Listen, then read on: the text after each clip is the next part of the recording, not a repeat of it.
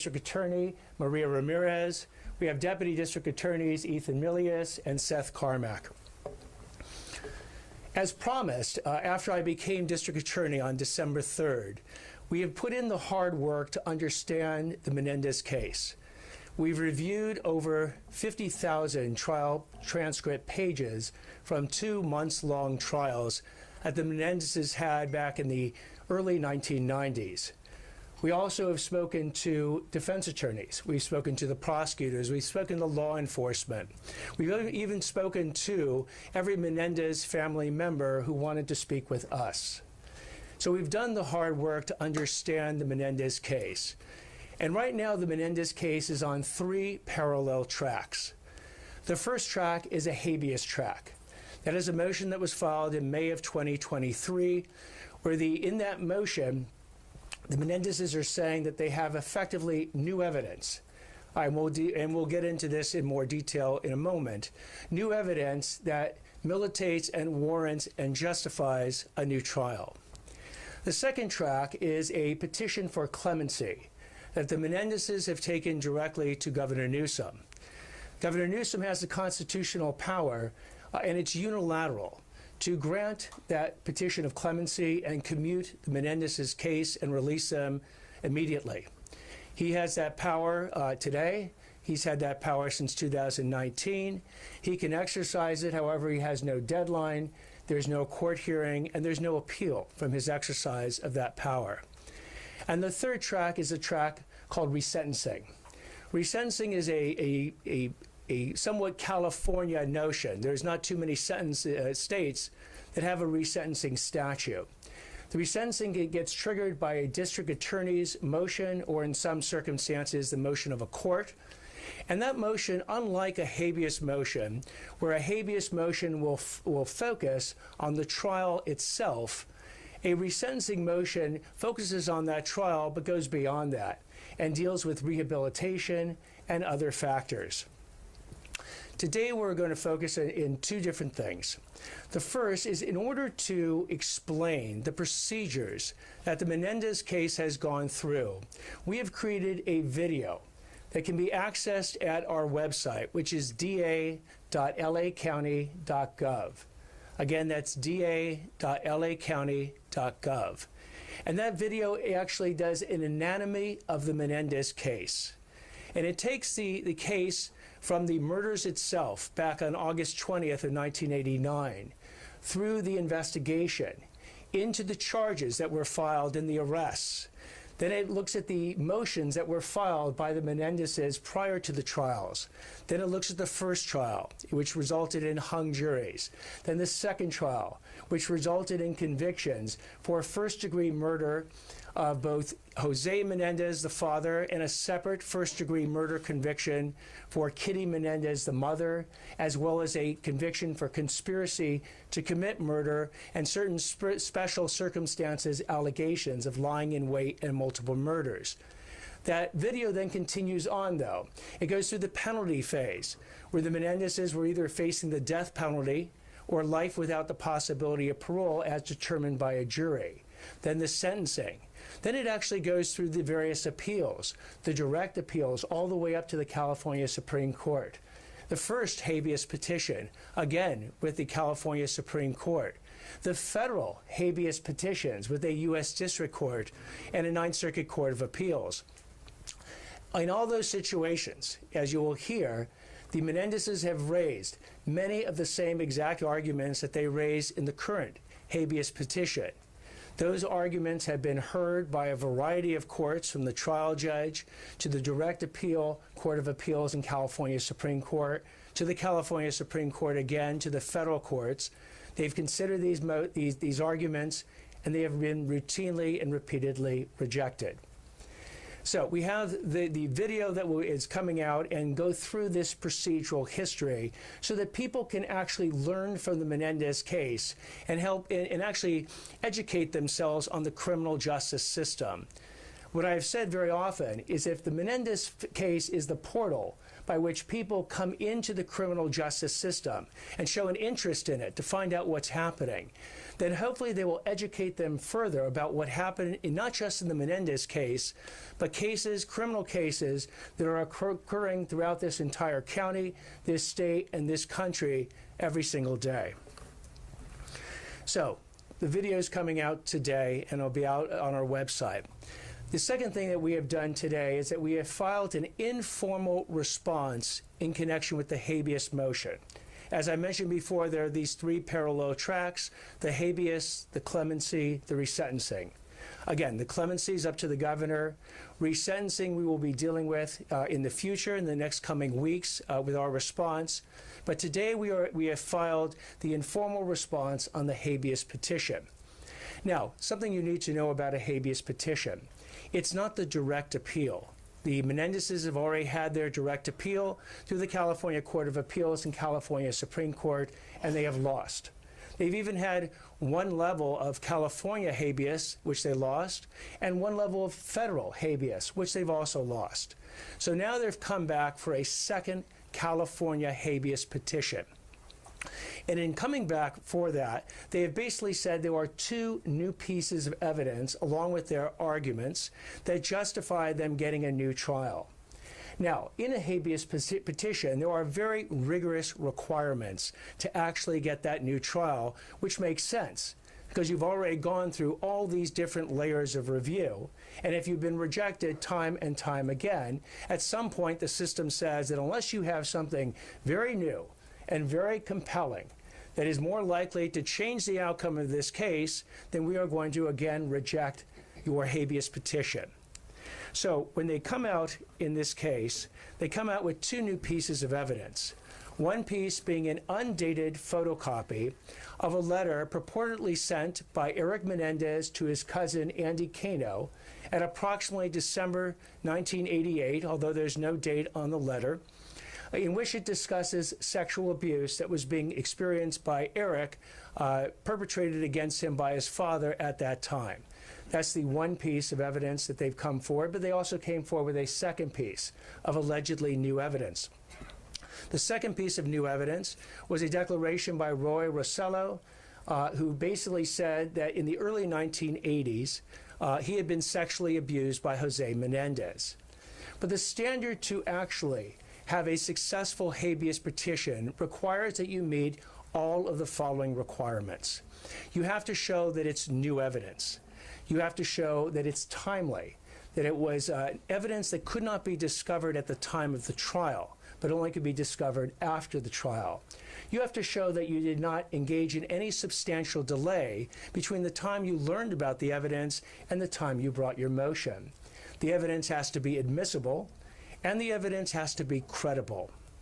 Now, the overall argument about this new evidence, again, new evidence effectively dealing with sexual abuse that Eric Menendez experienced by his father, or a gentleman named Roy Rossello experienced by Jose Menendez, the defense has now argued the following.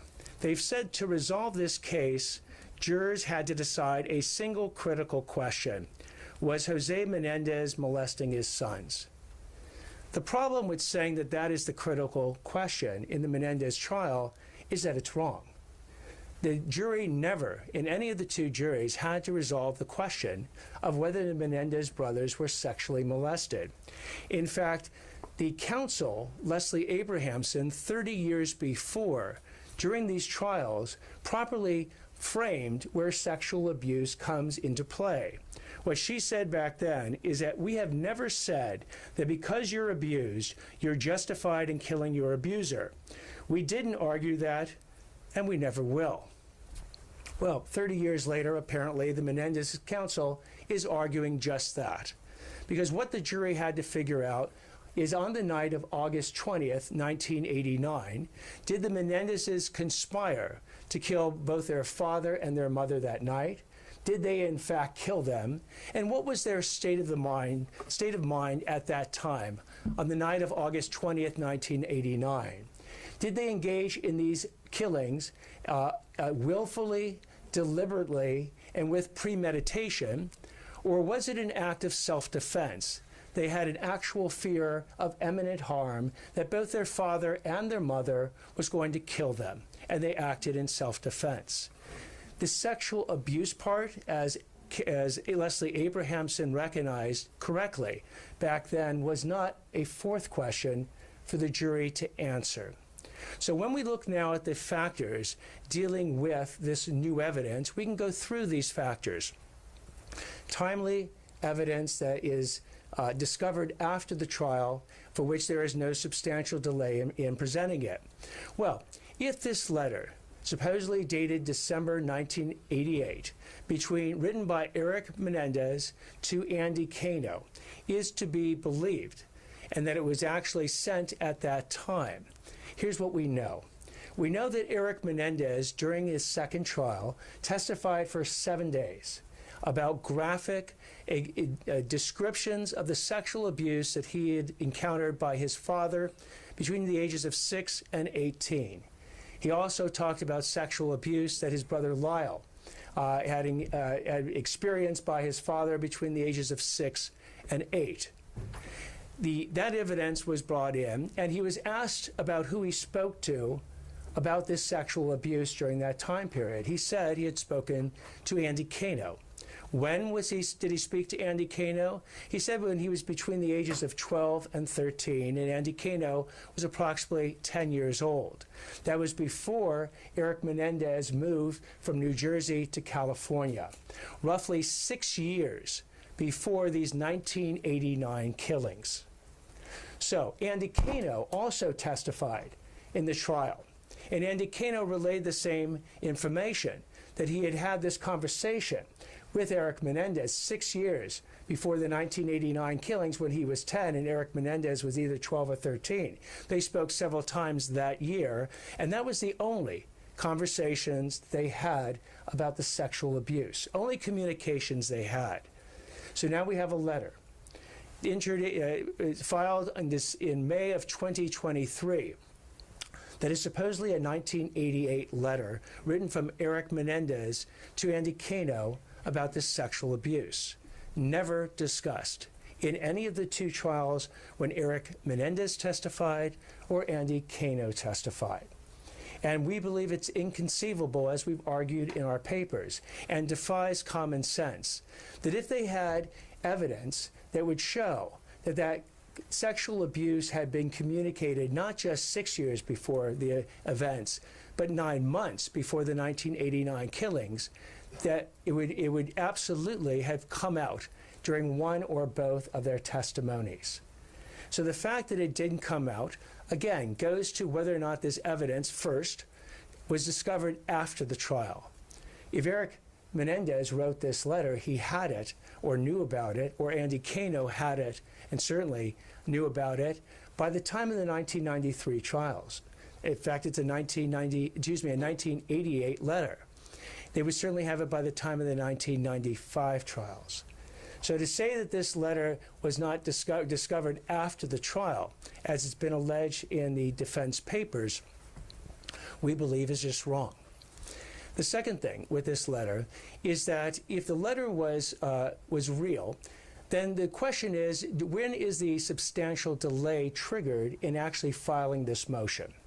So what you find in the motion is Eric Menendez is saying, I didn't know about the letter until effectively a 2015 special by Barbara Walters, where this letter had been given to her, and she actually broadcast this letter in 2015.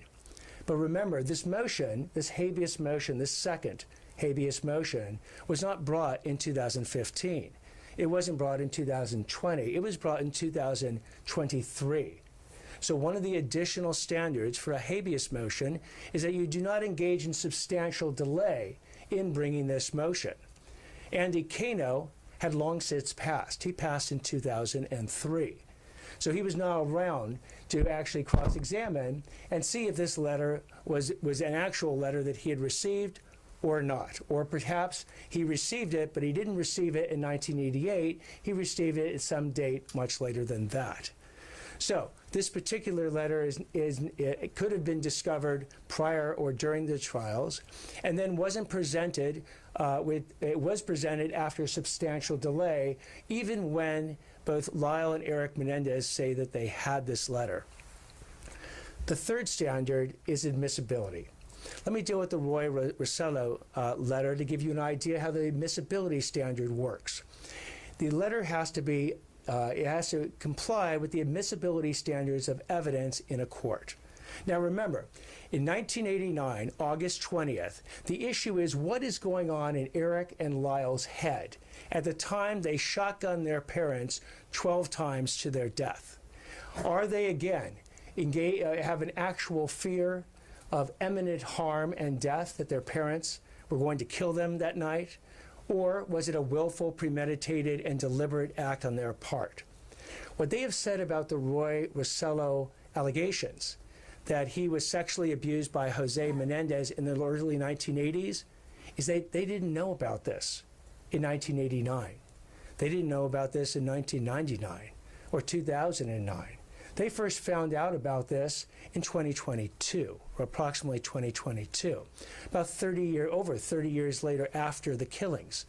So the evidence, if in fact this is true of what Roy Rossello is saying, would not be admissible to show their state of mind in 1989 because they didn't know about it in 1989. So again, it would fail the admissibility standard, as we've argued in our habeas informal response. The last standard, of course, is credibility. Is this credible evidence? We argue in many different ways it is not credible evidence. The first way, as I've discussed before, is that if they had this evidence, if this letter truly existed, the defense counsel would have absolutely used it at the trial, because it would have helped corroborate both Eric Menendez's testimony about sexual abuse and Andy Cano's testimony about sexual abuse, because that letter was 8 months, roughly 8 or 9 months before the murders, not 6 years before the murders. But it was never mentioned, its contents were never mentioned, it was never produced or in any way used during either one of the two trials. But the notion that this letter could be part of a continuum of lies and deceit and fabricating stories required us to go back into the history of the Menendez case to analyze whether or not that would be true. And when we analyzed that, what we found out is that Eric and Lyle Menendez had told 5 different versions of the events of what had happened. The first version that they told is that they did not kill their parents. This was the version they told when they were first confronted, or they first made their 911 call. And they said that someone had murdered their parents, obviously not them. When they confronted the police, and the police showed up that night, they ran out screaming and crying that their parents had been murdered. They'd come home and found them that way. They didn't admit it themselves. That they went ahead, and in that version, again, they said it was a mafia hit. And they had the police investigate whether or not Jose Menendez had been killed by the mafia. That was the first version. The second version was that their father was a violent sexual predator who raped Lyle's girlfriend. This was a version that was shown when Lyle's girlfriend came forward and said that Lyle had confronted her and said that he wanted her to testify that his dad had violently raped her and that he wanted her to testify to that at trial. She refused to do so. The third version that Lyle told was that their father had molested Eric, but the mother had molested Lyle, without any mention of Lyle being molested by his father. Again, that version ultimately didn't show up at trial in their defense. The fourth version is that Eric and Lyle were both molested by their father, and the fifth version is that both their father and their mother were going to kill them the night of August 20th, 1989, which is why they shot them first. And I want to focus on the difference in many respects between the fourth and the fifth versions. Because again, the key for the trial is basically what happened that night, what was in their head that night. Sexual abuse is abhorrent, and we will prosecute sexual abuse in any form it comes. But sexual abuse in this situation, while it may have been a motivation for Eric and Lyle to do what they did, does not constitute self-defense. And that's why Leslie Abrahamson said back in 1993 that sexual abuse does not justify killing your parents, and that they would never argue that. So, what happens in this continuum is we analyze some of the examples of the lies and the differing stories that have been told, is that we actually saw stuff that was lied about before the killings, at the time of the killings, and in the months and years afterwards. And this evidence ranges from everything, including days before the killings. The Menendezes didn't go ahead and get their shotguns in Los Angeles and use their real names. They drove down to San Diego and used a fake ID and a fake address of one of Lyle's friends.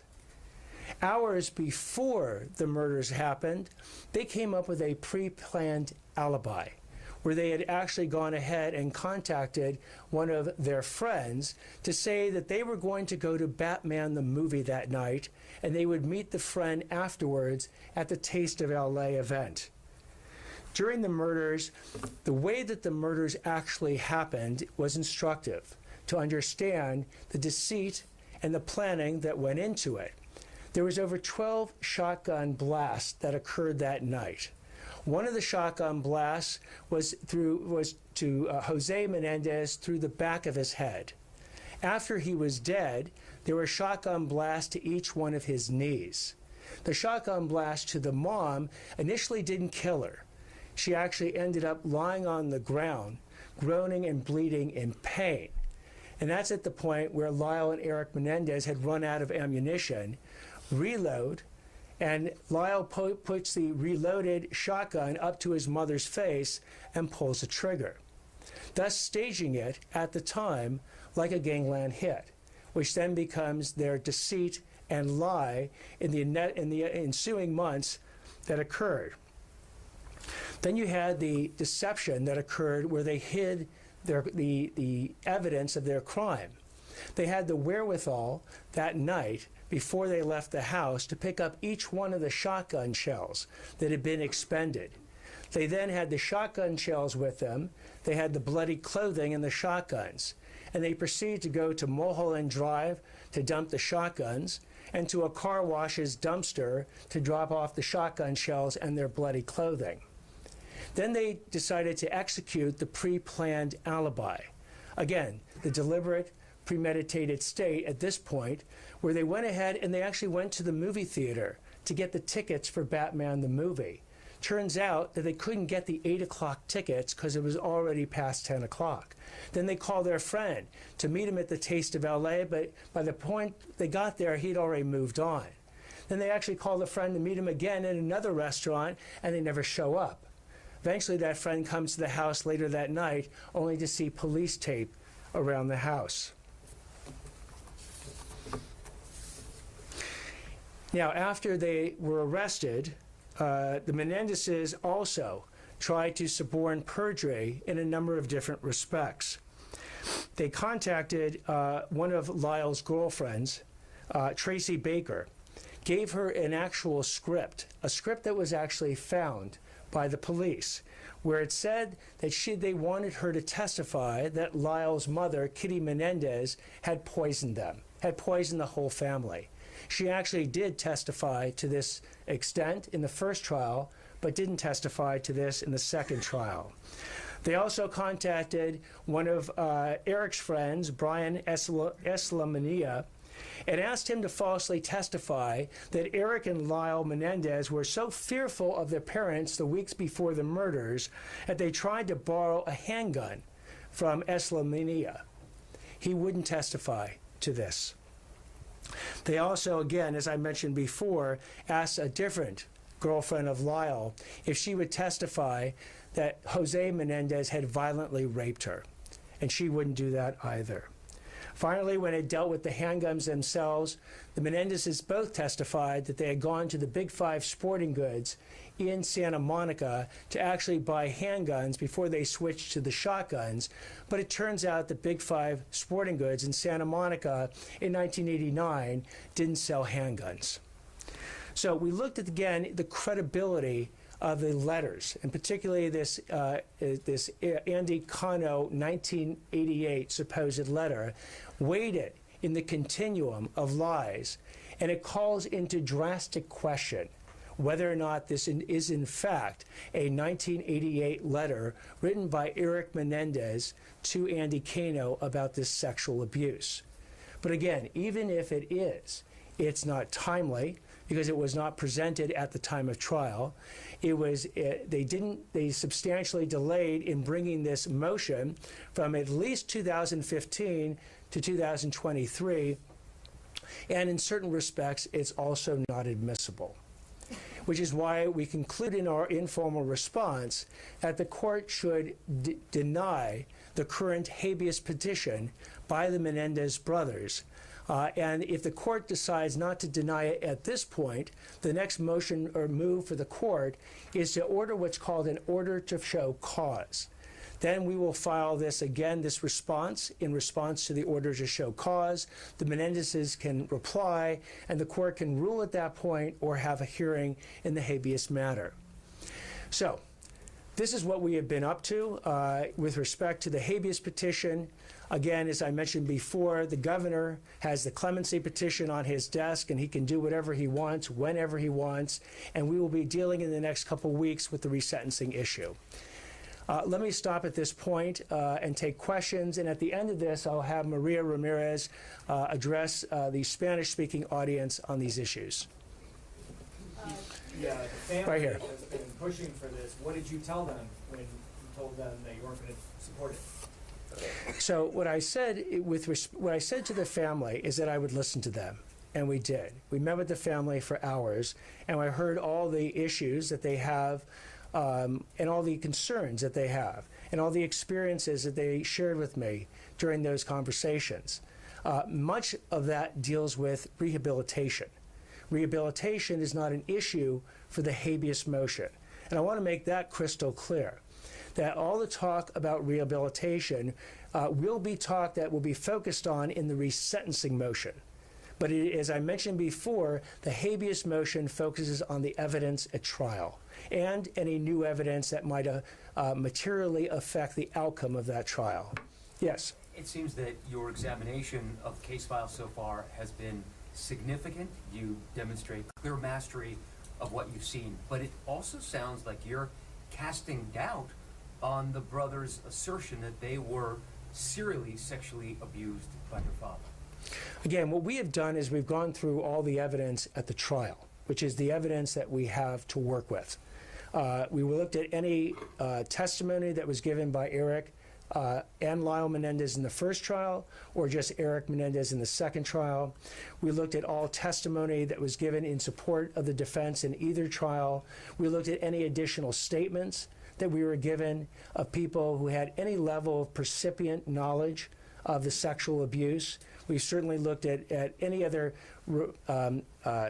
circumstance that deals with this question.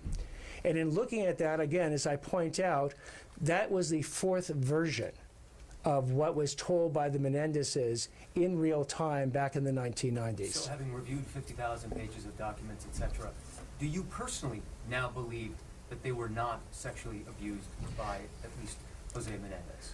What I believe is that they testified to that sexual abuse. They absolutely testified to it in great detail. I also understand that when it came to any corroborating information about that sexual abuse, it was extremely lacking.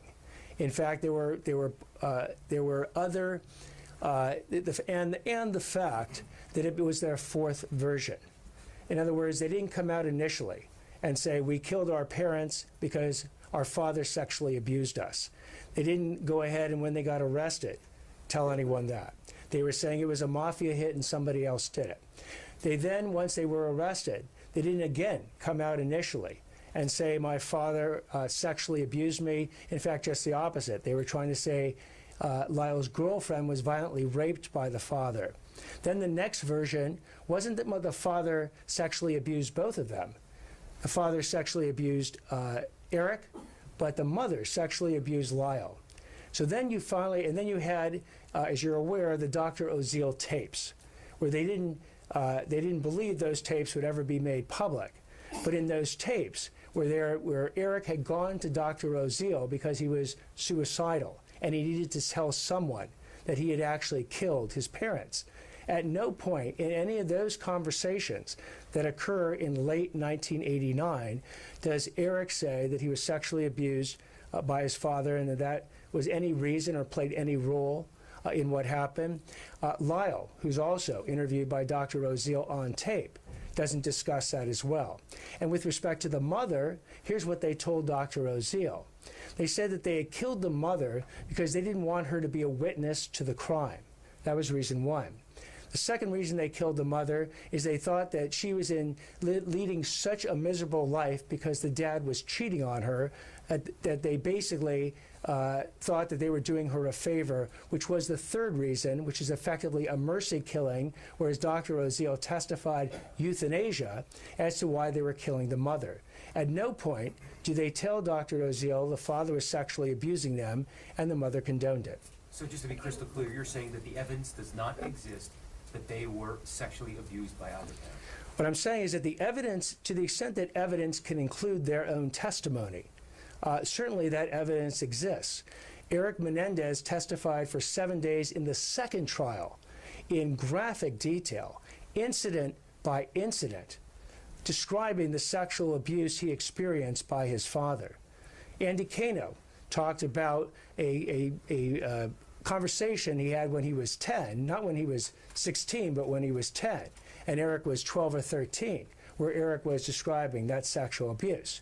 So if you're asking was there evidence presented in the trial about it, there certainly was.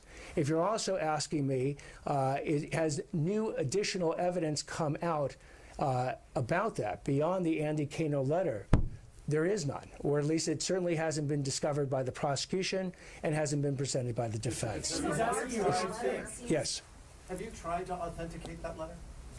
We've asked for an original copy. The only way to truly authenticate that letter, there's only 3 ways you can do it. One, you need the original copy, or you need an envelope with a postmark. We've not been presented with the original. We've not been presented with an envelope with a postmark. The second is Eric Menendez. He himself, in a declaration under penalty of perjury, has said that he wrote that letter in December of 1988. And the only third person who could probably authenticate that is Andy Cano, who passed away in 2003. Mr. Attorney, do you believe that the Menendez brothers should be freed?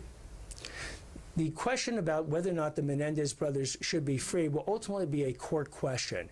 Our job is to give the court the information and make the arguments, and particularly, and again, when it comes to the habeas motion, let me just start with the habeas motion, because that's what's teed up here. The Menendezes are asking for a new trial. In a habeas motion, I want to make this clear, you would not get off. You would not get released if you win the habeas motion. You would get a new trial, which is why I've gone through the trial evidence to show you where the new evidence overlaps with where all the voluminous trial evidence already exists. So at the end of the day, with respect to the habeas, you would not get freed in any event, even if you won. And as I said, with respect to this habeas, we believe it should be denied. Have you just laid out a case, though, that Governor Newsom at least should think twice before he would even consider granting clemency? I hope what Governor Newsom will do is what we have done. Certainly, we will, if he doesn't already have the 50,000 plus pages of trial transcripts, we'll make that available to him. I hope he speaks to prosecutors, defense attorneys, the Menendez family members. I hope he reviews all the rehabilitation records. You know, those also are voluminous, but they play in the resentencing motion. The clemency power he has is vast. It's unilateral. He can do it literally today. He could do it tomorrow if he chooses. He could also do nothing. Now, one example, well, that is the power that he has with respect to it. And as I pointed out as well, and this is an interesting aspect of the governor's power. When it comes to resentencing, and let's focus on that for a moment. What you'll have is that there'll be a resentencing hearing at some point. The judge makes the final call there. The judge can keep the sentence as life without the possibility of parole, or he can change the sentence to life with the possibility of parole. Let me play that out for you for one moment. If the judge, not the prosecutor, not myself, but the judge makes that decision at the hearing, then what will happen is it'll go to the parole board. That's the next stop in the chain of events. The parole board will then have a parole hearing at which Eric and Lyle Menendez will present the reasons why they should get parole. The parole board itself can make one of two choices. It can recommend the granting of parole, or it can recommend denying parole. And then guess who gets the case at that point? The governor. The governor then has 120 days to do one of three things. He can affirm that grant of parole, and they would be released. He can he can modify, or he can actually reverse the grant of parole, and then they will not be released. And there's no appeal at that point. Now, as an example of where the governor has exercised the power to reverse the parole board, I point you to the case of Sirhan Sirhan. Sirhan Sirhan was the assassin of Senator Robert F. Kennedy back in 1968 in Los Angeles.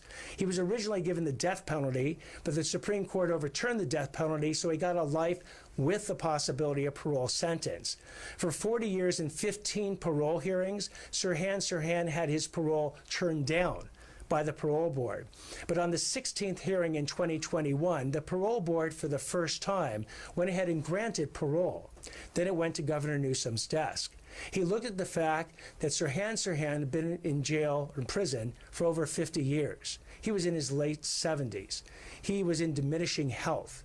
But Sirhan Sirhan had never fully accepted responsibility for the actions that he engaged in. So the governor determined him to be a danger, notwithstanding all other factors, and actually reversed the parole grant for Sirhan Sirhan, who remains in bars today. Yes, right here. It would seem, just sort of big picture, hearing everything you're laying out right now, it would seem like you are leaning towards not recommending they should be resentenced. Is that fair to say? So with respect to resentencing, we have not finalized where we're going to end up, because it's not just the trial analysis. It requires an additional substantial analysis on the rehabilitation factors and other factors that are very unique to the resentencing statute. We estimate within the next 2.5 weeks, we'll be filing something at that point, and then we'll make our position very clear. Let me take one in the back. Hold on one sec. Let me take one in the back.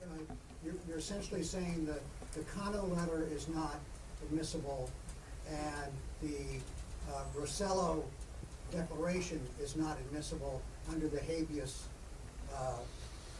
structure. Is that right? So the Cano letter actually would not be timely, because we believe, for as far as Eric Menendez is concerned, it's a letter that wouldn't be discovered after trial, since he wrote it in December of 1988, and the trials were in 93, 95, and 96. As for Lyle Menendez, it would not be admissible, because, again, it's an out-of-court statement, not dealing with Lyle's situation, but dealing with Eric's situation. For the Roy Rossello declaration, we're saying that is inadmissible, because a declaration about incidents that occurred between Roy Rossello and Jose Menendez in the 1980s that the Menendez brothers didn't know about to the 2020s, we don't believe could influence their state of mind when they actually killed their parents. So it couldn't play a role in self-defense or premeditated murder.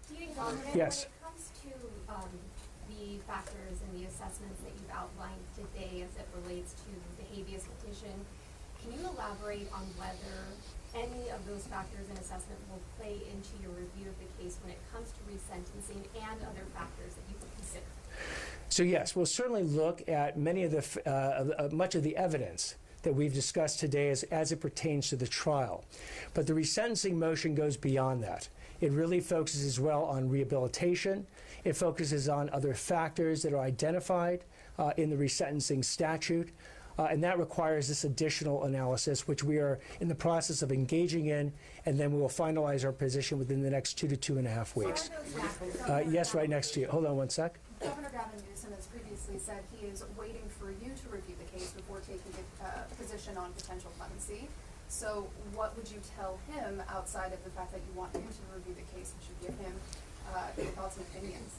So I tell him to review, I think it's 88 pages, the 88 pages that we have filed today as a starting point, as well as the voluminous exhibits we include with it, including a lot of the trial transcripts, so that he can review for himself what went on at the trial. We will also, when it comes time for resentencing, deal with the rehabilitation aspect. We'll provide Governor Newsom with all that information as well to review. He can find some other source that he wants to review, talk to anyone he wants to talk to add to his database of how he wants to make his decision. But ultimately, the governor, again, he has absolutely unilateral, full power, constitutional power to commute that sentence. He can, and again, you might have the issue coming up on a parole issue if it comes through that path, but the clemency power exists separate and apart from habeas and resentencing. Would it be safe A to question say- over here. So when it comes to rehabilitation and resentencing, Lyle and Eric just did a podcast. They came on, and it's two angry men. I don't know if you had a chance to hear it, but essentially they talk about their whole rehabilitation process that they've been through, all the work that they're doing with people, all the brutalization that they face behind bars, and I wonder what your thoughts are about that, because I know you've been looking into it. So part of a good amount of the rehabilitation evidence was in the original resentencing motion filed by the prior district attorney. And you can go, it goes on for tens of pages, detailing the rehabilitation that both Eric and Lyle Menendez have done over the last 30 plus years while in prison. To the extent, I don't know if they said anything, I have not viewed this podcast beyond what's already in the prison records that are very detailed about what went on in the prison. But again, to the extent that they want to supplement any information that the court's going to have, I'm sure through their counsel they'll do that. And do you believe that they've been rehabilitated based on all you've looked? Again, in our resentencing position, we will deal with the full scope of our thoughts dealing with rehabilitation in the context of resentencing, because that's what's important. The resentencing statute focuses certainly on rehabilitation, but other factors, and we will make our position known like we've done it here today in the habeas position when we file our papers. Last question. Let me take another question back there. There are many Menendez supporters all over the world who believe that they were sexually molested, and they say they've served more than 30 years. Isn't that enough? They'll obviously be very disappointed after this news conference. What would you like to say about that? So what I would say again is that there are three different paths that the Menendez case is on right now. This particular path of habeas is a very specific path with very rigorous standards on how you get a new trial. Again, even if they won the habeas motion, they would not get out. They would just get a new trial. And we've gone through it fairly methodically in this press conference, and even more methodically in the informal response we submitted today, to explain why we do not believe under these rigorous standards they qualify to get a new trial. Again, much of what they are arguing in this second habeas petition has been already brought to a trial judge who's rejected it. The direct appeal, which is the California Court of Appeal and the California Supreme Court, which has rejected it, back to the California Supreme Court with the first habeas petition, then over to the U.S. District Court and the Ninth Circuit Court of Appeals, rejected. So most of the arguments they brought in, other than those two new pieces of evidence, have been rejected by every single court that has heard them. So again, with respect to the habeas petition, I don't know if people understood what was involved with the habeas petition and how very specific and narrow it is, but that's why I've done my best, both in this press conference and in the video that we've put out, to explain how these processes work. Yes, over here. The previous district attorney wrote letters to Governor Gavin Newsom in support of the brothers' bid for clemency. Would you do the same? I'll let our filings speak for themselves. So if the governor, and I'm sure that if the governor wants to get a hold of my informal response today, if he wants to get a hold of any pleadings we file in the resentencing case going forward, if he calls me up, I'll be happy to send to him, but they're available publicly. And in fact, we'll put them on our website, da.lacounty.gov, and the governor can access them there. Have you made a decision yet, even if you're not telling the press? We have not made a decision on the resentencing issue. We're still in the process of not just analyzing the trial evidence, but analyzing the rehabilitation and all the other evidence that's required in a resentencing motion. District Attorney, you haven't spoken to the brothers yet, and we know you don't have to. Would you like to? Again, it's not, the defense counsel has never offered to make the brothers available for me to speak with personally. Whether I speak with them or not, starting with the habeas petition, is irrelevant. Because again, what this focuses on is a very narrow legal standard on whether or not the new evidence, these two new pieces of evidence, meet all those standards I've gone through, warranting a new trial. With the resentencing, again, the Menendezes have put letters already that they have written in connection with the resentencing. We've read those letters. We will be considering those letters as well as all information that the defense has provided.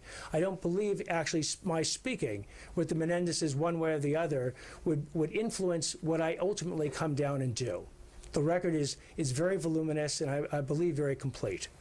Next to yourself. Do you believe, times have changed and maybe now we have a better understanding of what it's like to process childhood sexual abuse? Looking back. I mean, I think that we've certainly, our abilities to understand it over the last 30 years have certainly improved. But the question back, and this is why I focus on what Leslie Abrahamson said about the role that sexual abuse played at the trial. As she said, sexual abuse does not justify killing your parents. It doesn't that day, and it never will. And that's what I want to make crystal clear. That came from Eric Menendez's counsel in 1993. And so, again, whether or not sexual abuse understandings have improved over the years, certainly as it affects this habeas petition, has no bearing. Yes?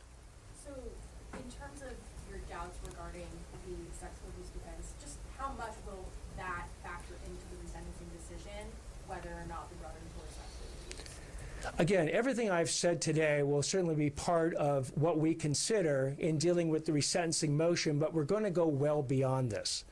Today's focus has been on the trial and the evidence presented at the trial. The resentencing motion will consider that certainly, but they can keep going over the next 35 years beyond that.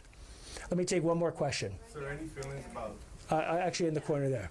In meeting with the Menendez relatives, what are your thoughts on what they've had to tell you? And have you also met with Milton Anderson, Kitty's brother?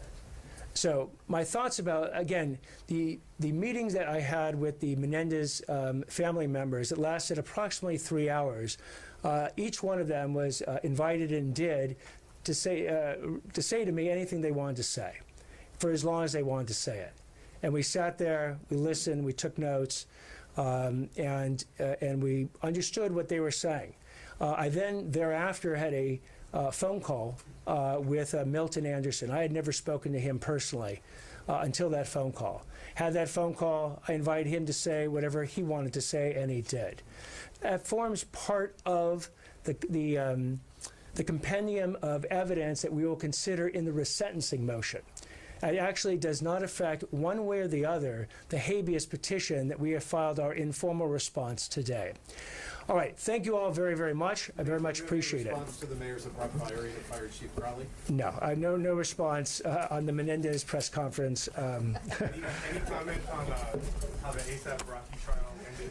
And no comment on ASAP Rocky. Today was about the Menendez case. Thank you very much. They want to hang out. Oh, and now I'm sorry. For now we'll have Maria Ramirez speak in Spanish to the Spanish language reporters.